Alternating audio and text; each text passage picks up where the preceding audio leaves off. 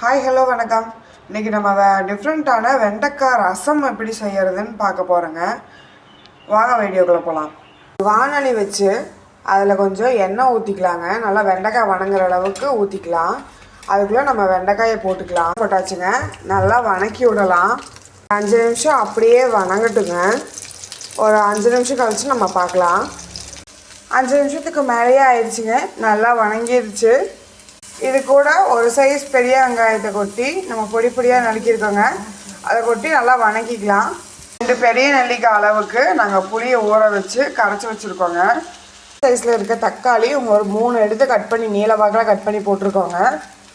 இது நல்லா வணங்கட்டும். நல்லா வணங்கிடுச்சுங்க. இதுக்குள்ளே நம்ம கரைச்சி வச்ச புளியை ஊற்றிக்கலாம்.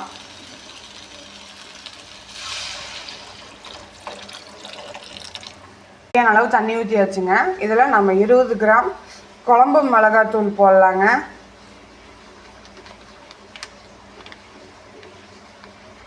மஞ்சத்தூள், உப்பு தேவையான அளவுங்க.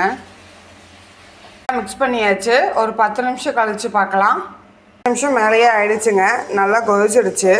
இப்போ நம்ம ரசம் ரெடி. ஃபஸ்ட்டு இருந்ததுக்கும் இப்போ இருக்கிறதுக்கும் பதம் நல்லா இருக்குது பாருங்கள். ரைஸ் கூட எடுத்துக்கலாங்க. நல்லாயிருக்கும்.